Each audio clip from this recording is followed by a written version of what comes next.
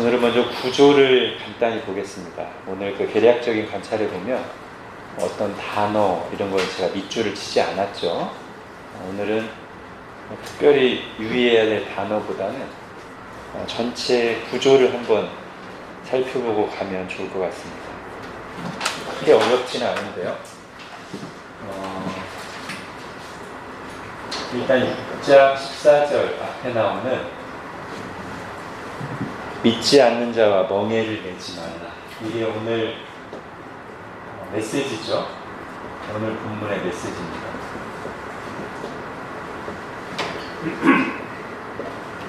그리고 이게 어디랑 이어지냐면 우리 마지막에 읽은 7장 1절이 결국 이거랑 거의 같은 메시지라고 보시면 돼요. 표현은 거룩함을 온전히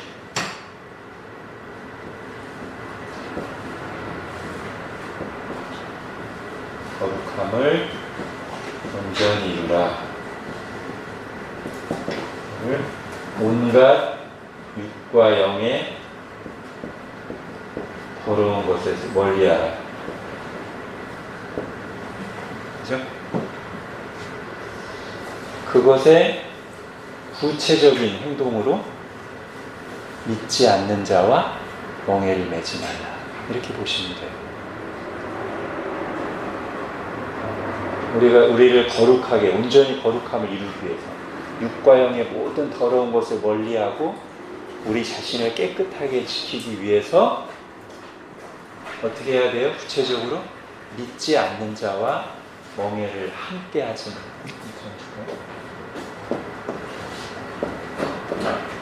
그죠? 이게 말하자면 메시지 구절입니다. 그러면서 이 두 메시지를 특히 이제 요거죠. 요거를 설명하기 위해서 요거의 이유 내지는 근거가 되는 내용을 우선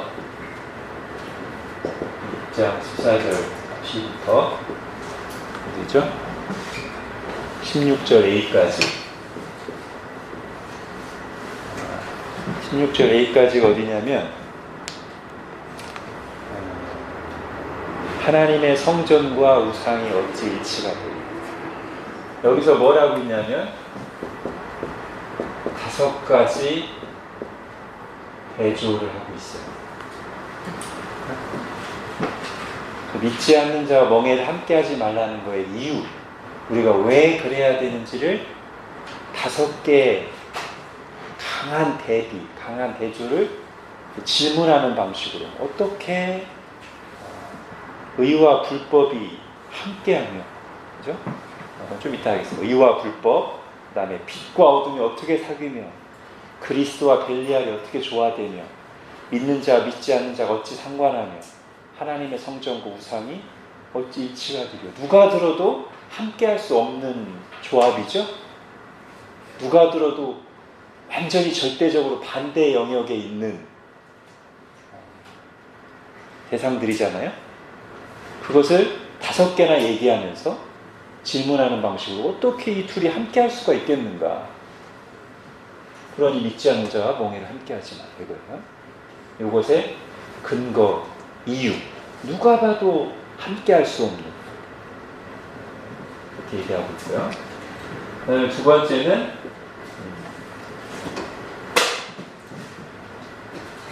16절 C에서 18절. 여기까지 뭐냐면 구약 성경 인용입니다. 그런데 꼭 어떤 한 구절을 가져왔다기보다요. 이걸 잘 보면 사실 구약 성경에 많이 나오는 표현이에요. 그죠? 나는 그들의 하나님이 되고 그들은 나의 백성이 되리라는 구약 성경에 굉장히 많이 나오는 메시지입니다. 그래서 바울이 지금 어떤 한 구절을 가져왔다고 보기 힘들어요. 왜냐하면 내가 그들 가운데 거하며 그들의 하나님 되고 라는 구절이 있고 또 하나는 내가 그들 가운데 두루 행하여 그들의 하나님 되고 라는 구절이 있어요. 그러니까 이런 비슷한 구절들을 그냥 합쳐서 한꺼번에 말하고 있는 것 같아요. 바울이 에스겔이나 레위기나 이런 데를 다 합쳐서 말하고 있는 것 같아요. 또 뒤에 나오는 건 또 다른 구절이죠. 너희에게 아버지가 되고 너희는 내게 자녀가 되리라. 이것도 뭐 사무엘하를 비롯해서 여러 군데 나오는 구절입니다. 아무튼 지금 흐름을 살피는 거니까요. 믿지 않는 자와 멍에를 함께하지 말라가 메시지예요. 그 이유와 근거로 첫 번째, 너무나 누가 봐도 함께할 수 없는 조합 5개를 질문 형식으로 대조하면서 함께할 수 없잖아. 너무 당연하잖아. 그러니까 함께하지 마. 또 하나는 구약 성경 구절을 이용해서 구약 성경에서 하나님이 이스라엘 백성을 향해서 너희들 하나님이니까 너희들은 그들과 함께하지 마. 너희들은 거룩해. 라고 말씀하셨으니까 함께하지 마. 이렇게 말하는 거예요. 그러면서 이 중간에 여기 5가지 대조 중에서 5번째가 뭐냐면 하나님의 성전과 우상이 어떻게 함께 할 수 있냐잖아요. 그죠? 그 5번째 나오는 하나님의 성전을 여기서 말해요. 우리는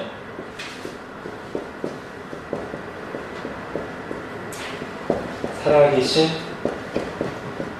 하나님의 성전이다. 그러니까 요거는 여기 5가지 대조에 포함시켜도 되겠고요. 아니면 지금 이 구조처럼 바울이 이 구조를 종종 쓰니까 우리 구조죠, 그죠? 이 구조를 종종 쓰니까 이런 메시지를 전하는 중간에 현재 전하는 교훈적인 메시지는 이것이지만 굉장히 중요한 메시지를 가끔씩 바울이 가운데 담곤 하잖아요, 그죠? 이것도 그렇게 봐도 될 것 같기도 해요.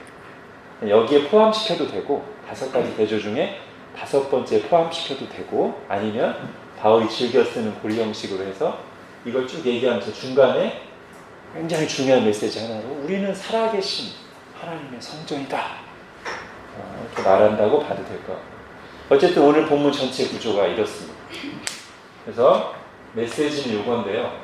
오늘 본문의 메시지는 이건데 다시 한번 설명하면 거룩함을 온전히 이루어라.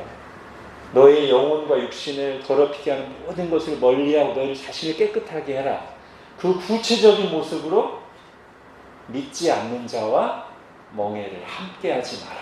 이렇게 보시면 되겠어요. 그래서 오늘 메시지는 여기를 좀 많이 하겠습니다. 믿지 않는 자와 그런 멍에를 함께하지 않는 게 뭡니까? 자, 1번 들어가 볼게요. 자, 우선 우리가 분명히 해야 될 것은 1번 문제에서 여기서 믿지 않는 자와 멍에를 함께하지 말라는 바울의 권면이 세상 사람들과의 모든 관계 단절을 의미하는 것이 아니라는 것은 분명합니다. 그러니까 믿는 사람들은 세상 사람들과 전혀 어울리지 말아야 되느냐, 그런 의미는 아니라는 거예요. 왜냐하면 여러분 고린도전서 5장을 보십시오.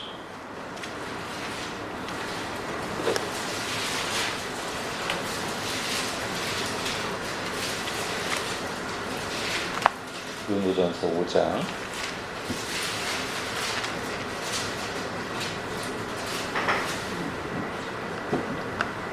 고린도전서 5장 9절부터 보겠습니다. 내가 너희에게 쓴 편지에 음행하는 자들을 사귀지 말라 하였거니와 이 말은 이 세상에 음행하는 자들이나 탐하는 자들이나 속여 빼앗는 자들이나 우상 숭배하는 자들을 도무지 사귀지 말라 하는 것이 아니니, 즉 이 세상 사람들, 이런 죄를 지으며 살아가는 세상 사람들을 도무지 사귀지 말라 하는 것이 아니니, 그죠? 아니니. 만일 그리하려면 너희가 세상 밖으로 나가야 할 것이다. 그러면 신자들은 세상에서 못 살지, 이런 뜻이에요. 지금 바울의 말이에요. 우리가 만약에 이런 일들을 자연스럽게 행하고 사는 이 세상 사람들과 전혀 사귀지 말아야 된다면, 전혀 어울리지 말아야 된다면, 그럼 우리 이 세상 살 수가 없다. 나는 여러분에게 그런 뜻으로 말한 것이 아니다. 그죠?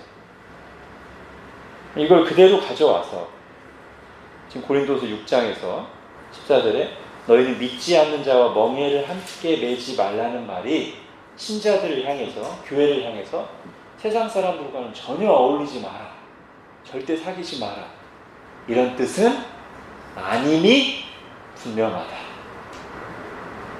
그죠? 일단 그렇게 하고 가야 돼요. 자, 그러면서 바울이 여기 쓴 표현을 좀 생각해 보겠습니다. 멍에를 함께 낸다. 바울이 지금 멍에를 함께 내지 말라고 했어요. 멍에를 함께 낸다. 이게 일단 성경에서 두 군데를 좀 찾아볼 수 있겠습니다. 그래서 신명기 22장을 볼까요?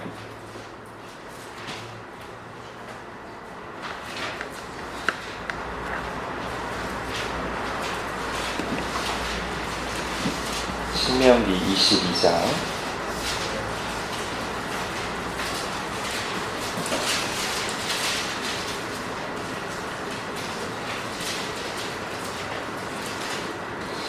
자, 9절부터 11절 같이 한번 읽어보겠습니다. 시작. 내 포도원에 두 종자를 섞어 뿌리지 말라. 그리하면 내가 뿌린 씨의 열매와 포도원의 소산을 다 빼앗길까? 너는 소와 나귀를 결의하여 갈지 말며 양털과 배실로 섞어 짠 것을 입지 말지니라. 여기까지요. 여기 지금 이 10절 너는 소와 나귀를 결의하여 갈지 말라. 요즘 잘 쓰는 표현이 아니니까 제가 표준 세번역으로 이 구절을 읽어드리겠습니다. 표준 세번역은 이렇게 되어 있습니다. 너희는 소와 나귀에게 한 멍에를 내어 밭을 갈지 말지. 그러니까 영어도 그렇게 되어 있어요. 영어도 그 말 거의 지금 표준 세번역과 거의 똑같이 되어 있습니다. 사실 10절도 지금 우리 개역 개정도 같은 뜻인데 결의하여라는 말 우리가 잘 안 쓰니까 그래서 다른 역본으로 풀어서 말씀드린 거예요. 소와 나귀를 결의하여 한다는 말이 소와 나귀에게 함께 멍에를 메워 지고 가게 하지 마라 이런 뜻입니다.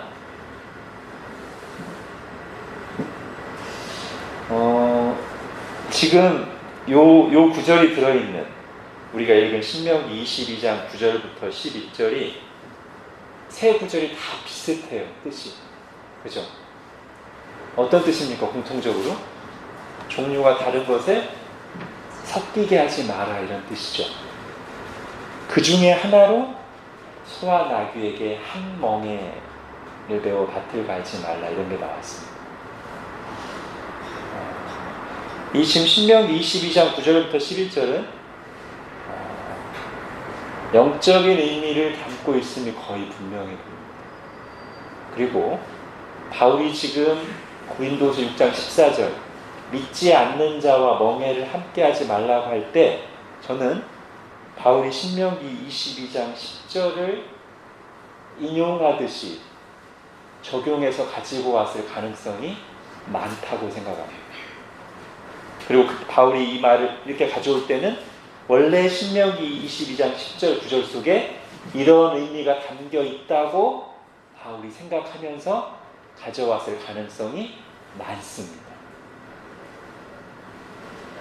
자, 실제로 바울은 이 율법서에 나오는 이런 우리가 볼 때 꼭 이런 것까지 율법에 들어가야 될까 하는 구절들을 신약에서 영적인 의미를 부여해서 해석한 경우들이 종종 있어요. 고린도 전서에서 사역자들의 그러니까 복음 전하는 자들이 복음으로 먹고 사는 것이 합당하다라고 할 때도 가져왔죠. 그죠? 곡식을 밟아 떠는 소의 입에 망을 씌우지 말라라고 하는 모서 5경에 나온 구절을 그대로 가져와서 바울이 해석하기를 아니 그 말씀이 어찌 실제로 소 입을 막으라고만 주신 말씀이겠느냐. 바로 복음 사역자들, 말씀 사역자들을 위해서 주신 말씀이 아닙니다. 즉 복음의 일꾼들이 그것을 통해서 먹고 사는 것이 마땅하다. 이렇게 해석했잖아요. 이것도 저는 그렇게 보는 거예요. 소와 나귀를 한 멍에를 메어 갈게 하지 마라. 는 지금 바울이 말하고 있는 이런 의미를 담고 있다고 보는 것이 가장 적절하다는 것이죠. 섞이게 하지 말라는 것. 그러면서 여러분 그냥 우리가 상식적으로 멍에를 두 동물이 쥐고 가는데 둘이 비슷해야 돼요. 그죠? 그래야 이게 템포나 속도나 사이즈나 여러 가지가 맞아서 가는데 똑바로 갈리고 서로 힘이 안 들어요. 그죠? 근데 한쪽은 크고 빠르고 한쪽은 작고 늦게 가면은 근데 함께 멍에를 내놓으면 어떻게 돼요? 이렇게 되죠. 그죠? 삐뚤어지고 서로 힘들죠. 그러니까 서로 힘들고 하는 일도 잘 안 돼. 이거 너무 상식적인 거죠. 그죠?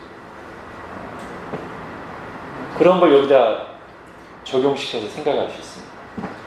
자, 또 하나 마태복음 11장 우리가 잘 아는 구절이죠. 주님께서 하신 말씀.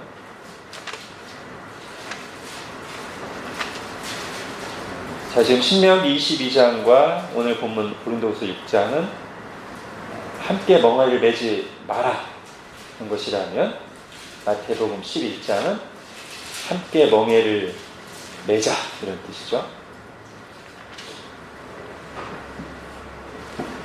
자, 마태복음 11장 29절 같이 읽겠습니다. 시작. 나는 마음이 온유하고 겸손하니 나의 멍에를 메고 내게 배우라. 그리하면 너희 마음이 쉼을 얻으리니. 예. 이것은 지금 우리가 어떻게 상상하면 좋겠습니까? 멍에가 있는데 한쪽엔 예수님이에요. 그죠? 다른 한쪽에 우리가 들어오라고 말씀하십니다. 함께 멍에를 지고 갔는데 근데 누가 이것을 리드하시고 이끌어 가세요? 예수님이죠. 그래서 같이 예수님과 멍에를 메고 함께 가면서 예수님을 배우는 거예요. 그러면 너희 마음이 쉼을 얻는다. 주님이 이렇게 말씀하고 계시죠. 그럼 우리가 지금 이렇게 이 마태복음 11장에서 예수님과 함께 멍에를 맨다는 것을 우리가 어떻게 보통 자연스럽게 적용할 수 있겠습니까? 우선은 내가 예수님께 속한다는 것이고, 그죠? 예수님이 하시는 일에 내가 동참한다는 것이고, 그죠?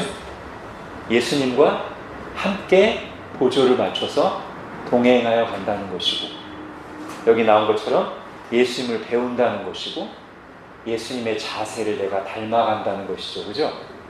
지금 예수님과 함께 멍에를 맨다는 것을 이렇게 이해하는 게 가장 자연스럽습니다. 그리고 아까 우리 신명기에서 할 때 제가 말씀드렸어요. 상식적으로도 함께 멍에를 맨다는 것은 그렇게 해야 돼요. 서로 보조를 맞추고 같은 방향으로 가고 그게 맞아요. 그래야 안 힘들어요. 자, 믿지 않는 자와 멍에를 함께 하지 말라를 우리가 그렇게 해석하면 되겠죠?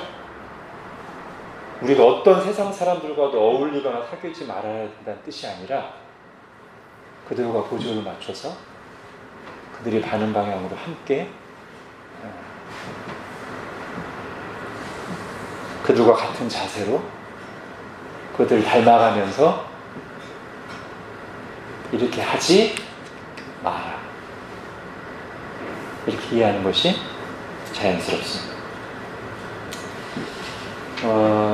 그래서 이제 그것을 성경 다른 데서 표현한 방식을 가져오면 예를 들면 에베소서 5장을 가보시죠.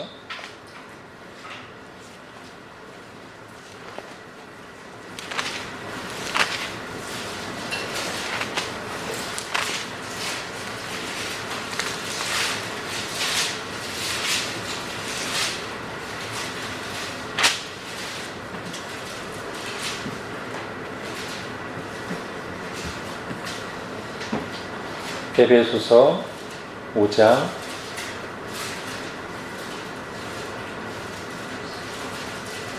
11절 같이 읽겠습니다. 시작. 너희는 열매 없는 어둠의 일에 참여하지 말고 도리어 책망하라. 예. 어둠의 일에 참여하지 마라. 그들과 어울릴 수는 있어요. 우리가 뭐 다 믿는 사람만 사는 곳에 있는 게 아니기 때문에 주님 오실 때까지 거의 그럴 거예요. 우리는 늘 안 믿는 사람과 믿는 사람이 공존하는 시대에 거의 살 겁니다. 그들과 완전히 막 경계를 분리해서 다른 마을에 살고 상종하지 않고 그런 의미로는 주님이 말씀하신 적이 없습니다. 다만 여기 나온 대로 그들의 어둠의 일에 참여하지 말라는 거예요. 하나님을 몰라서 하는 생각과 행동, 그래서 하나님의 말씀에 거슬러서 하는 그들의 행동에, 그들의 일에, 그들의 생활 방식에 참여하고 따라하지 말라는 거예요.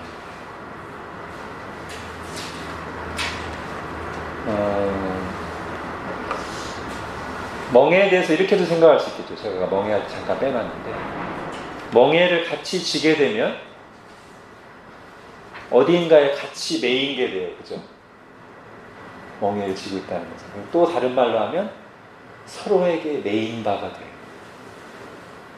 멍에를 함께 지면. 그죠?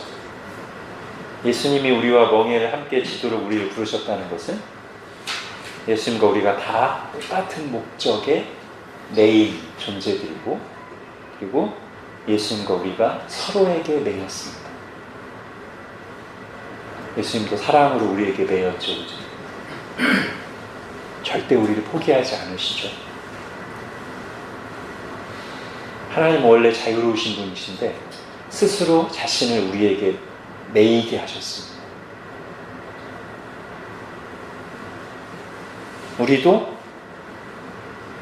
예수님께 매인 사람들이죠. 그죠? 그 부르심에 매였죠. 예수님이 우리를 초청하시는 것은 마음으로부터 우리가 예수님께 매이길 원하시죠. 그리고 그렇게 되면 우리 마음이 쉼을 얻으리라, 이렇게 말씀하시죠. 계속 이 멍에를 벗어나려고 하면 사실 벗어날 수는 없는데, 그죠? 우리가 하나님으로부터 완전히 벗어날 수 없잖아요. 근데 벗어나려고 하면 힘들어요. 근데 마음으로부터 기왕 예수님을 제대로 믿어야지, 또는 내가 어떤 큰 은혜를 입었는데 하면서 오히려 예수님께 매이면 마음의 쉼을 예수님께서 말씀하시는 겁니다. 그런데 이 매임이 이제 세상에 매이게 되면 반대 현상이 일어나는 거죠. 마음의 쉼을 얻지 못하죠. 그리고 점점 예수님이 아닌 사람에게 매이게 되고 자유가 없어집니다. 자, 매임은 이 정도로 하고요. 로마서 12장 2절은 우리가 잘 아는 구절이죠. 너희는 이 세대를 본받지 말고, 같은 뜻입니다. 자, 그런데 이제 오늘 본문에서 특별한 점은 이겁니다. 그 다음 문제로 가보십시오. 사실은 바울 서신은 말할 것도 없고 성경 전체에서 거룩함을 이루라, 거룩하게 살라, 이것은 굉장히 많이 나옵니다. 그렇죠? 늘 우리에게 주시는 권면이란 말이에요. 그런데 지금 오늘 우리가 살펴보는 이 본문의 좀 특별한 점은 뭐냐면 그 문제를 보십시오. 그 두 번째 문제. 거룩함을 온전히 이루기 위해 믿지 않는 자와 멍에를 함께 매지 말라고 권면했다는 게 특별해요. 이런 권면은 많지는 않습니다. 구약에는 많이 나와요. 구약에는 이방인들과 언약을 맺지만 이게 많이 나오는데 신약 성경에는 이런 표현이 많이 나오진 않아요. 왜냐하면 우리는 오히려 세상 속으로 적극적으로 들어가야 되는 사람들이잖아요. 예루살렘과 온 유대와 사마리아와 땅끝까지, 그죠? 캄보디아까지 이르러, 그죠? 믿지 않는 사람들 속으로 들어가서 바울은 내가 할 수만 있다면 한 영혼이라도 더 건지기 위해서 유대인에게는 유대인같이, 헬라인에게는 헬라인같이 됐다고 했단 말이에요. 자, 그런데 여기서는 그러면서 이제 다른 데서 그렇게 세상 속에서 살되 그런데 거룩해라 이렇게 했는데, 오늘 이 본문은 아예 본면 자체가 너희는 믿지 않는 자와 멍에를 함께 매지 마라 이렇게 한다. 믿지 않는 사람들과 함께 하지 마라 이렇게 권면했다는 거예요. 물론 그 의미는 이제 다른 데서 권면하는 거랑 결국은 같은 의미입니다만 바울이 여기서 이렇게 권면했다는 사실을 우리가 주목해야 되죠. 왜 여기서 이렇게 권면했을까? 그냥 거룩하게 살아라, 죄 짓지 말아라 하지 않고 믿지 않는 사람들과 함께 하지 말아라, 믿지 않는 자들과 멍에를 함께 매지 마라 라고 했을까?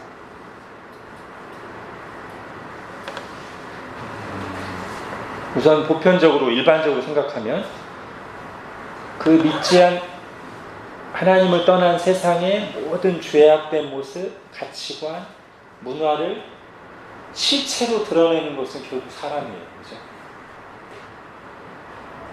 하나님의 거룩함을 드러내는 것도 결국 사람이고, 하나님을 대적하는 문화나 사상, 죄를 드러내는 것도 결국 사람입니다. 그런데 특히 이 고린도 교회는 동시대 사람들의 가치관, 우상 숭배 문화에 영향을 너무 많이 받고 있었어요. 고린도 교회가. 우리가 지금까지 고린도 전서도 하고 고린도 후서도 했으니까 그게 분명히 드러나죠. 이 고린도 교인들은 당시에 음란한 고린도 문화, 헬라 문화, 그리고 지식을 자랑하고 이원론적인 사상을 가지고 있고, 언변을 자랑하고, 그걸 가지고 사람을 판단하고, 성적으로 방종하고, 이런 모든 당시의 세상 문화를 상당히 많은 영향을 받았습니다. 그리고 여전히 우상 숭배하는 우상의 제전의 식탁에 참여하면서 그들과 어울리면서 영향을 받고 있었어요. 그러면서도 본인들은 자기들이 본질에 충실하고 가장 잘하고 있다고 생각하고 있었단 말이죠. 바울이 여기서 그것을 굉장히 분명하게 강조합니다. 믿는 사람과 믿지 않는 사람이 근본적으로 소속이 어떻게 다르고 그들의 상태와 가치관이 얼마나 절대적인 차이를 가지고 있는지 이 5가지로 설명한다는 것이죠.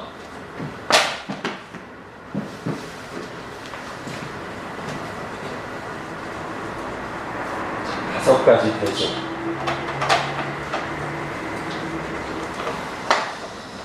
처음에 뭐죠? 의와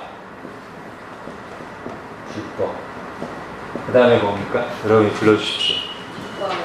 빛과 어둠. 그 다음에 그리스도와 벨리알.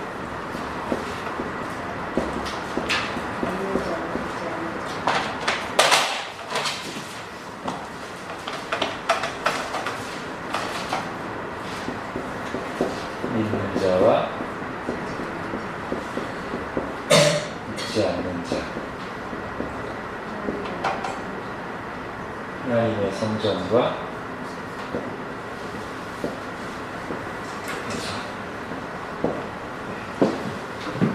그럼 여기 사용된 표현들도 한번 풀어주실래요? 의와 불법이 어떻게?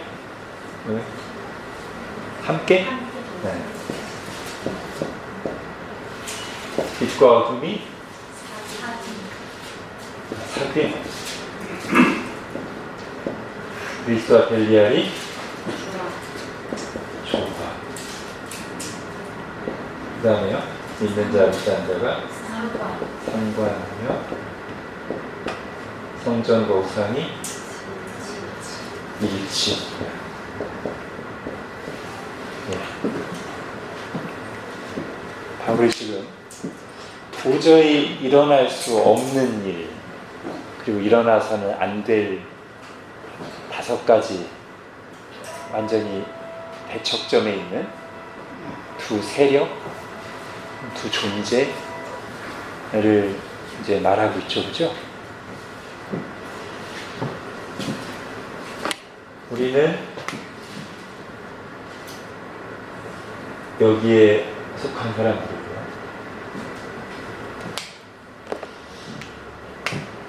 세상 사람들은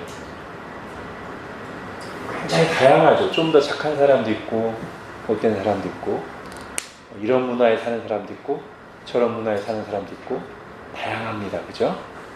그렇지만 다 여기에 속해 있습니다. 바울은 지금 이것을 분명히 하고 있습니다. 믿는 사람들 중에도 더 착한 사람이 있고 덜 착한 사람이 있고 바르게 사는 사람이 있고 덜 바르게 사는 사람이 있죠. 그죠? 그렇지만 그 사람이 예수님 믿고 거듭난 게 맞다면 여기에 속했습니다. 세상 사람은 그들의 삶이 어떻든지 상관없이 굉장히 존경스러워 보일지라도 여기 속했습니다.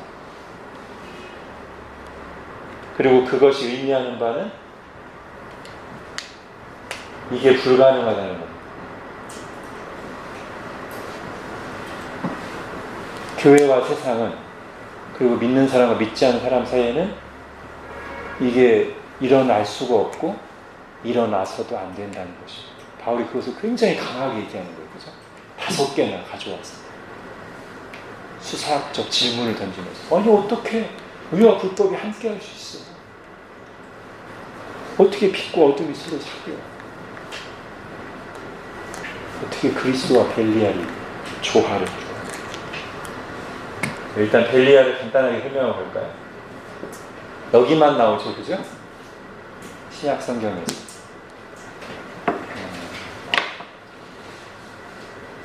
뭐 쿰란 문서나 유대 문서에는 저 벨리알이 종종 나온다고 합니다.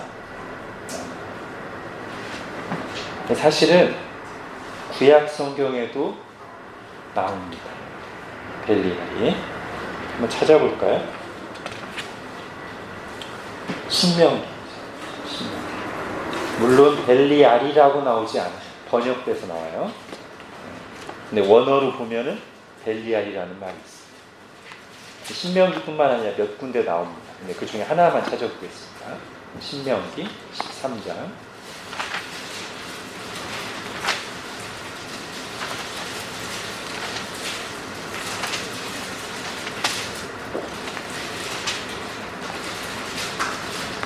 신명기 13장 13절.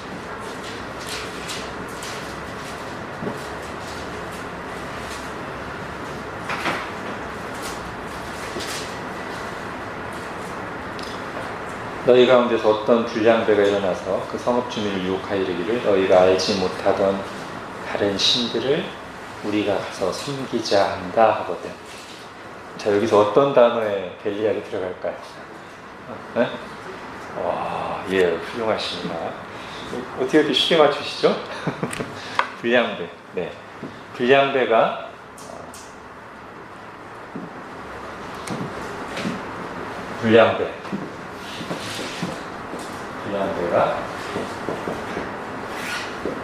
분의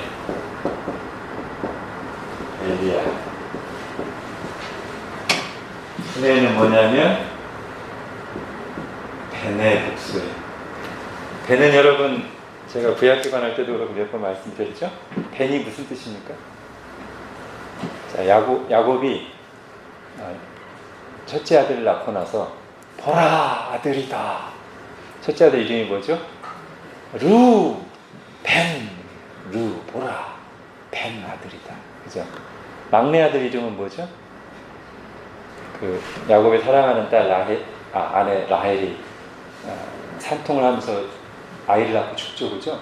자기가 죽으면서 아이 나니까 슬퍼가지고 자기 아들 이름을 슬픔의 아들이라고 해요. 그랬더니 야곱이 아니 자기가 죽어도 그렇지 어떻게 아들 이름을 슬픔의 아들이라고 해? 그래서 이름을 바꿔요. 오른손의 아들, 그죠?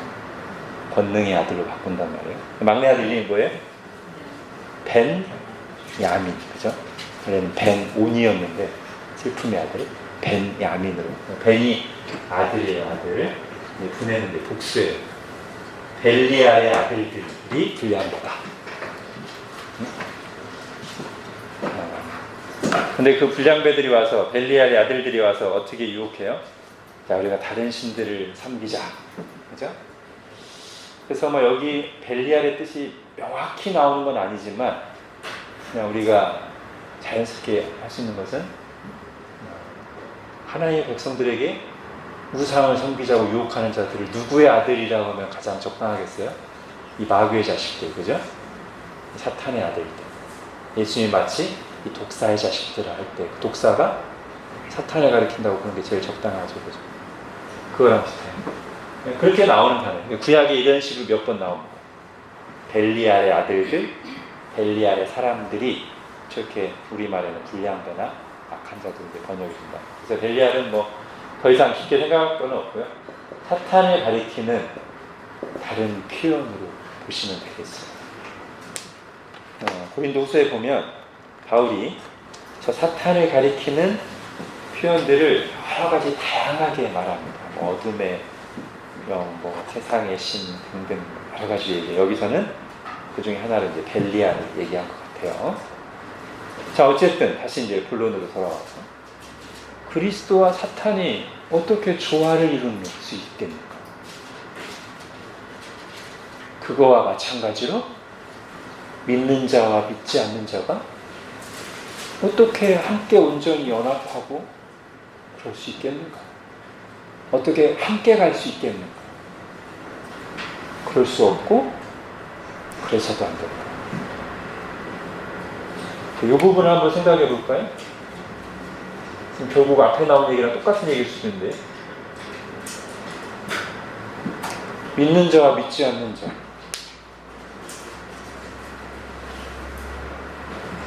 그렇게 큰 차이인가요? 그렇죠. 왜냐하면 우리가 뭘 믿는지를 생각하면 그걸 믿는 사람과 그걸 안 믿는 사람은 완전히 다른 세계에 사는 게 돼요. 그죠? 이 세상이 하나님이 창조했다고 그 하나님이 지금 우리를 보고 계시다고 믿는 사람과 아이 그런 게 어딨어. 이거는 완전히 세상을 바라보는 관점이 살아가는 방식이 같으면 이상하죠. 그죠? 아니 하나님이 나를 창조하시고 지금 그 하나님 나를 보고 계시고 내 인생이 그분 손에 달렸다고 믿는 사람과 에이 그런 게 어딨어. 그냥 우연히 왔다가 진화돼서 이 땅에 살다 그냥 가는 거지 라고 생각하는 사람이 어떻게 인생을 살아가는 목적과 방식이 같을 수가 있겠어요. 같으면 어느 한쪽이 지금 자기의 믿음에 일관되게 행동하지 않는 거겠죠. 그죠? 믿지 않는다고 하면서 사실은 신을 두려워하거나 그죠? 아니면 믿는다고 하지만 사실은 안 믿거나 이렇게 생각해야 돼요. 그죠? 천국과 지옥을 믿는 사람과 천국과 지옥을 안 믿는 사람 이 두 사람이 삶과 죽음에 대해서 생각할 때 완전히 감이 다르죠. 그죠? 우리에게는 기본적으로 뭐가 있습니까? 평안이 있죠. 그죠? 이 부분에 있어서 물론 우리가 세상에서 어려운 일 만나면 염려하고 힘들어하는 건 하죠. 기본적으로 믿지 않는 사람 속에 있는 깊은 두려움이 있습니다. 믿는 사람 속에는 기본적으로 평강이 있습니다. 그러니까 믿지 않는 사람들은 원래 평안이 없다가 좋은 일 생기면 잠깐 그 불안을 잃어버린다고 한다면 우리들은요 원래 기본적으로 평안이 있어요. 그러니까 문제가 만나면 바다 표면이 잠깐 이렇게 들썩들썩하지만 속에서는 평안의 해류가 있다고요. 근데 늘 평안하니까 잘 못 느끼는 것 같아요. 그죠? 너무 당연해서. 우리 믿지 않는 사람 속에 있는 불안함이 없는 사람들인데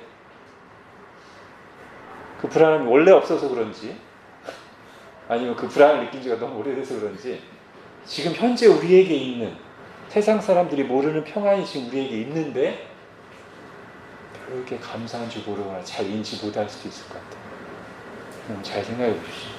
믿지 않는 사람들하고 정말 정직하게 진지하게 대화를 해보거나 아니면 저처럼 안 믿을 때와 믿을 때가 구분되는 분들은 제가 지금 말씀드린 게 뭔지 아실 겁니다. 안 믿는 사람 속에는 근본적인 불안이 있어요. 뭘로 해결이 안 돼요. 그것은. 믿을 때는 근본적으로 평안이 있어요. 하나님의 말씀을 믿는, 성경을 믿는 사람과 성경을 믿지 않는 사람 이것도 생각하면 생각할수록 엄청난 차이입니다. 이게 진리라고 믿고 있는 우리와 이게 말도 안 돼. 이런 사람 어떻게 같이 뭔가를 공유할 수 있겠어요? 여기 말도 안 되는 얘기 얼마나 하는데, 그죠? 그 말도 안 되는 얘기를 아멘으로 믿고 있는 우리와 그야말로 이건 말도 안 되지. 내가 왜 여기에 매여야 돼? 하는 사람은 어떻게 해요? 대화가 돼요. 그죠? 되죠. 일반적인 얘기하면 대화가 되죠. 그런데 정말 어떤 인생의 근본적인 부분에 대해서 얘기하면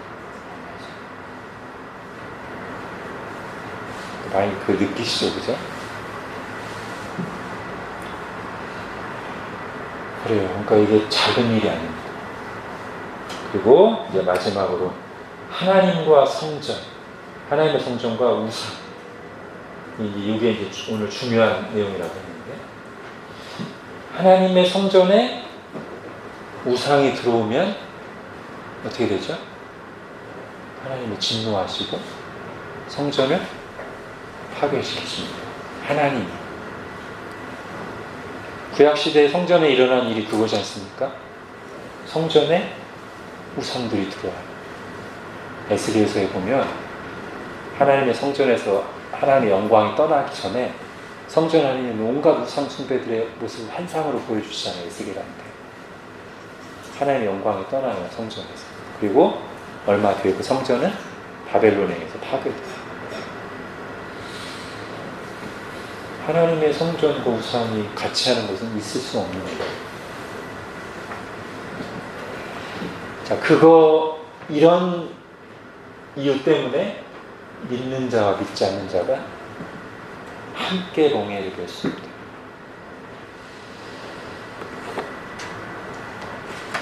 그런데 여기서 이제 아까 앞에서 했었으니까, 근데 멍에를 내지 않는다는 것이 아예 어울리지 않는다는 뜻이 아니고 거기에 동참하지 말라고 했잖아요.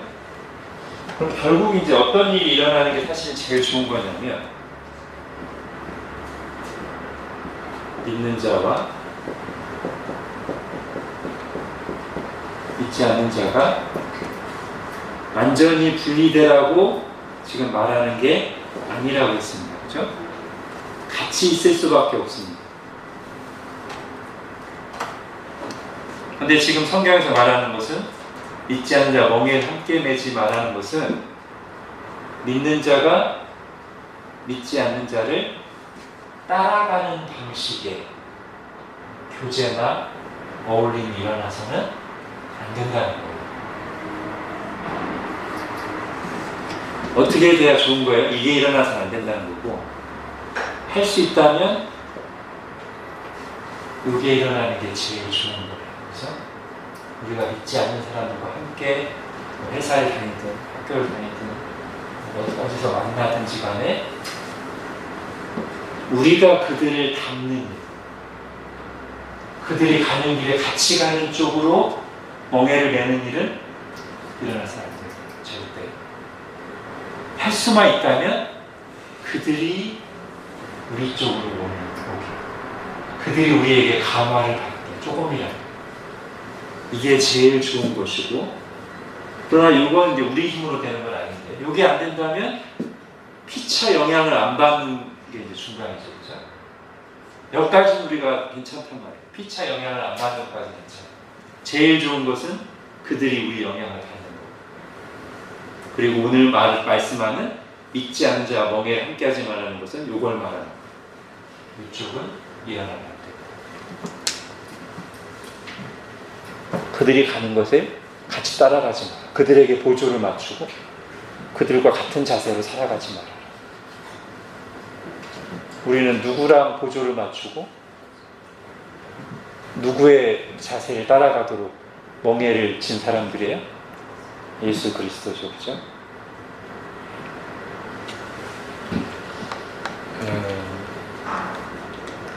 몇 개만 할까요? 우리가 이렇게 해서는 안 될 이 시대의 모습들, 아마 고린도 교회와 지금 우리에게 공통적으로 적용되는 가장 두드러진 것은 성적인 방종일 것입니다. 사실 이 얘기가 많이 나와요. 고린도 전후서에, 그죠?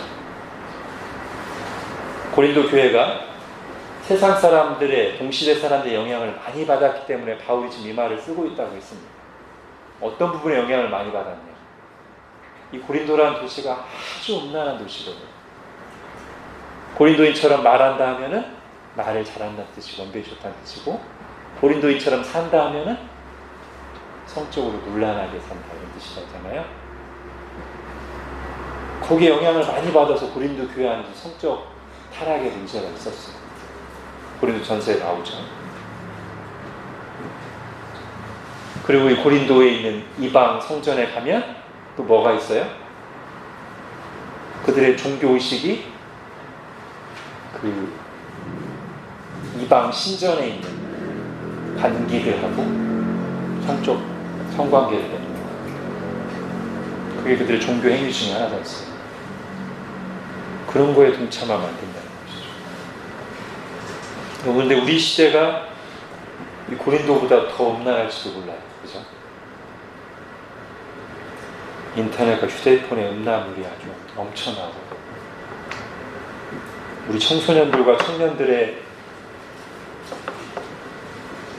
성이 얼마나 무너져 있는지 데이터를 볼 때마다 깜짝깜짝 놀라죠. 그죠? 가치관이 이미 다 이미 무너져 있습니다.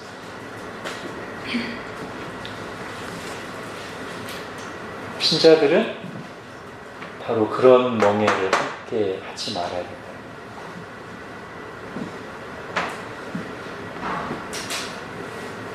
성적인 문제에 무너지면 영적으로 무기력할 수밖에 없습니다. 이건 성경에도 너무나 많이 나오고, 우리가 실제로 뉴스든 어디든 많이 본 것이죠. 성적으로 무너지면 영적으로 무너진 것이죠.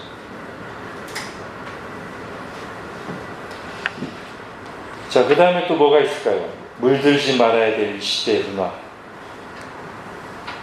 제가 그 지난주에 오랜만에 청소년 때 지도했던 제자 중에 한 명이 찾아와서 얘기하는 거예요.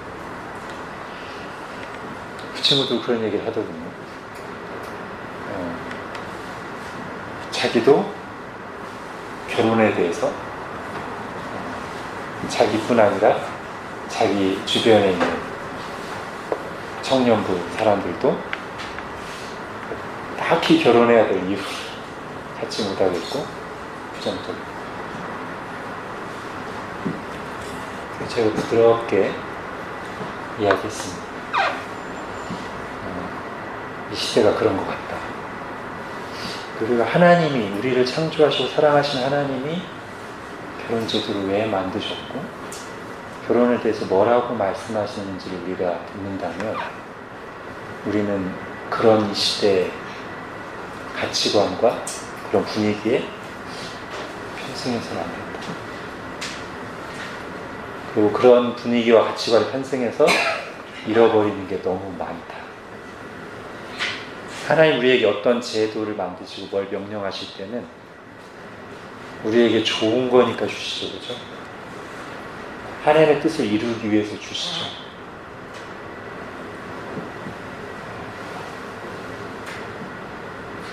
우리는 그렇게 믿는 거죠. 그죠? 이 세상에서 이렇게 생각하는데요? 그게 아니라 하나님이 우리에게 정말 좋은 것이기 때문에, 그리고 하나님의 뜻을 이루기 위해서 결혼이라는 제도를 만들고 자녀를 낳아 키우게 하셨고, 그걸 통해서 하나님의 마음을 알게 하시고 하나님의 뜻을 이루게 하셨다. 이건 너무나 명백한 성경의 교훈이기 때문에 이 부분에서 우리가 계속 이 시대의 영향이 우리에게 들어올 때도 다시 말씀을 들어가서 싸워야 되는 것이죠. 그리고 결국은 하나님이 말씀하신 대로 가는 사람이 더 이제 좋은 결과가 있을 거예요. 또 하나만 하면 성경을 벗어난 인권. 그렇죠? 우리가 물들지 말아야 돼. 이 시대에 믿지 않는 사람들과 멍해를 함께 실 수 없는 게 뭐냐면 이 시대의 인권관이에요. 하나님이 주지 않으신 권리를 누구도 인권이라고 주장할 수 없습니다. 그렇죠? 존 스토트가 그렇게 말했죠. 누구도 하나님이 주지 않은 권리를 주장할 수 없다. 하나님은 선악과를 먹지 말라고 하셨는데 너 선악과 먹으면 왜 안 돼? 이럴 수 없다는 거예요. 하나님이 주지 않으신 권리를 권리라고 주장하면서 행사하다가는 당연히 하나님을 거스르는 죄가 되고 거기에는 고통과 부작용이 올 수밖에 없다. 그런데 잠깐은 그 선악과가 어떻게 보여요? 사탄의 유혹에 빠져 새까닥하며 먹음직도 하고 보함직도 하고 지혜롭게 하면서 탐스럽게 돼요. 그러면 자꾸 우리 권리를 주장하고 싶었죠. 왜 내가 이거 하면 왜 안 돼? 먹음직도 하는데 먹으면 왜 안 돼? 보함직도 하는데 보면 왜 안 돼? 이렇게 되잖아요.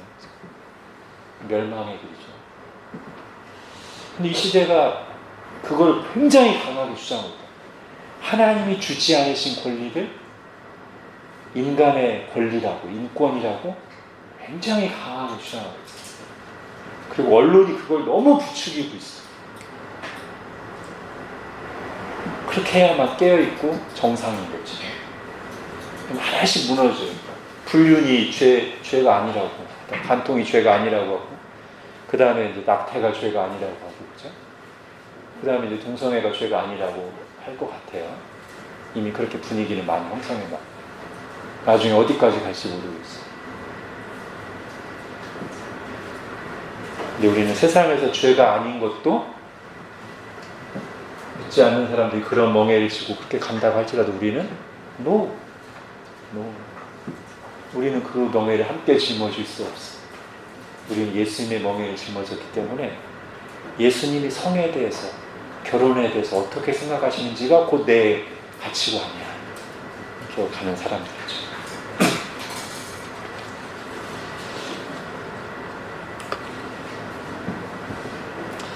이것을 정말 우리가 기도해야 됩니다. 그죠? 우리 교회가 우리의 자녀들을 위해서, 그리고 이런 엄청난 유혹을 받고 있는 우리 청소년, 청년들을 위해서 정말 간절히 기도해야 됩니다. 너무 거셉니다. 이 세상의 악한 물결이. 물론 우리 자신도 넘어지지 않기 위해서 기도해야 되고요. 자, 이제 마지막 문제 하나만 더 하고 마치겠습니다. 자, 지금 제가 이제 6장 14절 너희는 믿지 않는 자 멍에를 함께 하지 말라. 그러니까 좀 구체적인 거라면 이제 그것을 좀 더 일반적으로 표현한 게 7장 1절 거룩함을 온전히 이루어 육과 영의 온갖 더러운 것에서 자신을 깨끗하게 가자라고 한다고 했습니다. 여기서 육과 영의 온갖 더러운 것이라고 표현한 이유가 뭘까요? 그냥 더러운 것이라고 하지 않고 육과 영이라고 약간 구분한 것이죠. 육과 영의 온갖 더러운 것.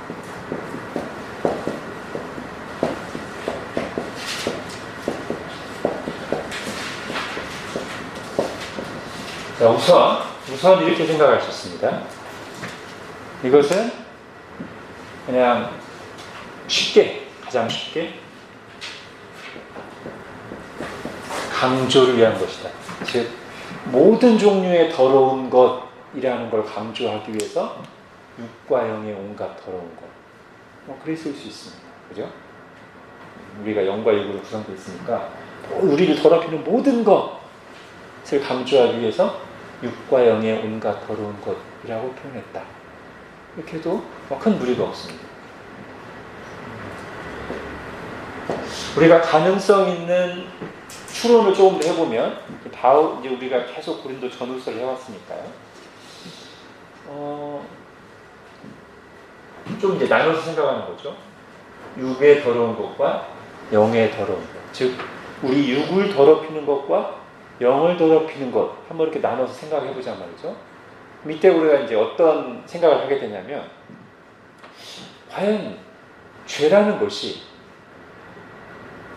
몸만 더럽히는 죄가 있고 영만 더럽히는 죄가 있을까? 일단 이런 생각을 하게 됩니다. 기본적으로 죄는 우리의 전인을 더럽힌다고 보는 게 자연스러운데 육과 영을 너무 분리하는 것 자체가 약간 문제일 수 있습니다. 그 육과 영을 너무 분리하는 방식 중에서 문제가 되는 게 이제 유대주의적인 게 있고,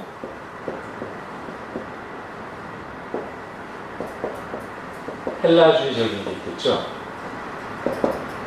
유대주의적인 것은 이제 바리새인들이 들었던 말씀 한번 생각해 보십시오.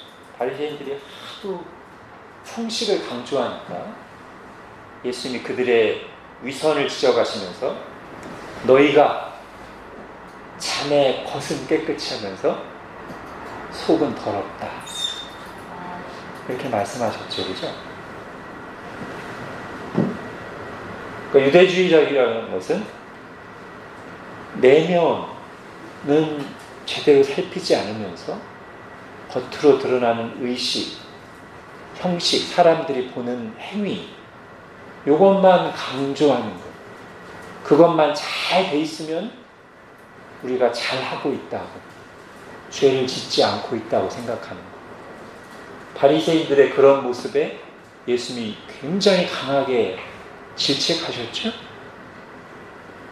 반대로 이 헬라주의적인 것, 나중에 이제 이게 영재주의로 연결되지 않습니까?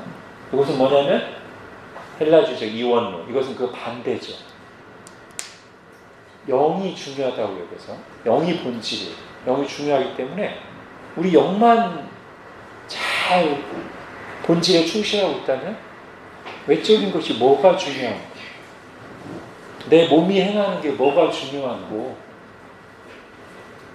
내 영만, 본질만 하나님 사랑한다면, 내 마음만 하나님을 예배하고 있다면 내 몸이 우상의 신전에 간데 무슨 상관이리요? 이거죠, 말하자면. 근데 고린도 교회가 약간 그런 면이 있었단 말이죠. 그래서 바울은 아마도 고린도 교회의 이런 모습 때문에 이 말을 했을 수도 있다.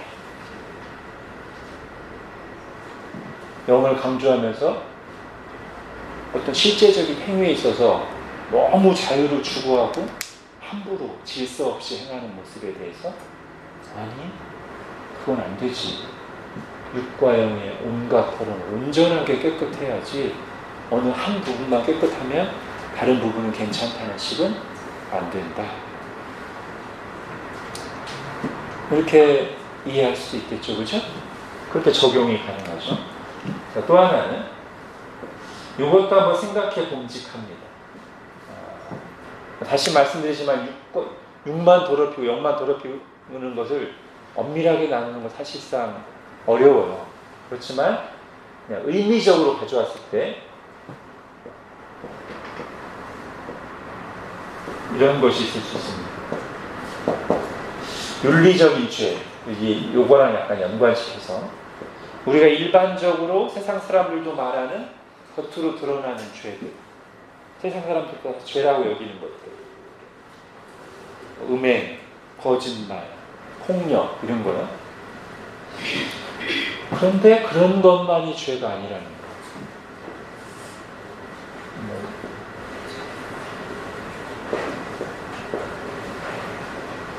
영적인 죄, 즉 윤리적으로는 문제가 없을지 모르지만 영적으로는 아주 심각한 우리 영혼을 더럽히는 게 있을 수 있어요. 예를 들면 지금 고린도 교회 안에 들어와서 바울을 공격하는 데까지 이어지고 있는 거짓 교회. 바울이 디모데 전서과 후서에서 부활을 부정하는 사람들의 그 사상을 가리켜서 독한 창질에 썩어져 간 것 같다고 했어요. 그죠? 아주 우리 영혼을 더럽히는 사상, 다원주의 사상, 인본주의 사상. 겉으로 볼 때는 전혀 죄 같지 않고 심지어 그럴듯해 보이기까지 해요. 그러나 굉장히 심각하게 하나님을 거스르는 것이 될 수 있어요. 그죠? 그 다음 하나님을 믿지 않는 것. 또 요 기준에서 볼 때는 아무것도 아니에요. 그러나 하나님을 믿지 않는 것은 사실은 믿는 자라고 불리는 우리에게 있어서는 가벼이 넘기는 문제는 아니죠. 어쨌든 다 아울러서 여러분 온전히 거룩함을 이루자 할 때 이렇게 나왔습니다. 육과의 모든 더러운 것들 나로 하여금 하나님으로부터 멀어지게 하고 하나님의 말씀대로 살지 못하게 하고 하나님을 사랑하는데 실패하게 하는 모든 것으로부터 자신을 깨끗하게 하죠.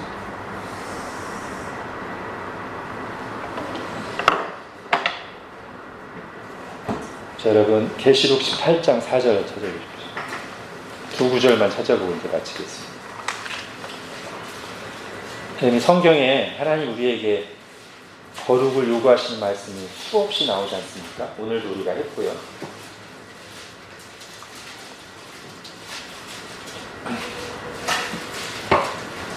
왜 하나님 우리에게 거룩을 요구하시죠? 자, 계시록 18장 4절에서 그 하나님의 마음을 듣기를 원합니다. 우리에게 거룩한 삶을 요구하시는 하나님의 마음. 요한계시록 18장 4절 같이 읽겠습니다. 시작. 또 내가 들으니 하늘로부터 다른 음성이 나서 이르되 내 백성아 거기서 나와 그의 죄에 참여하지 말고 그가 받을 재앙들을 받지 말라. 예. 하나님의 마음이 담겨져 있죠.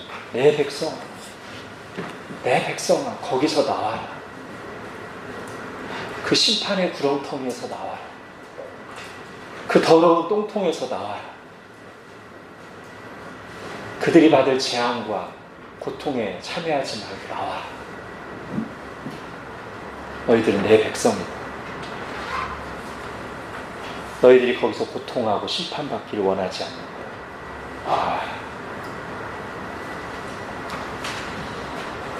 또 한 구절이요. 아까도 찾아봤지만 다시 한번 찾겠습니다. 마태복음 11장.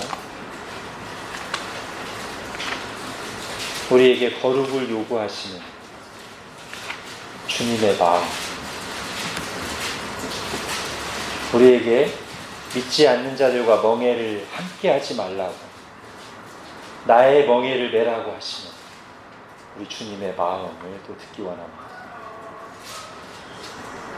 마태복음 11장 28절부터 30절 천천히 같이 읽겠습니다. 시작. 수고하고 무거운 짐진 자들아 다 내게로 오라. 내가 너희를 쉬게 하리라.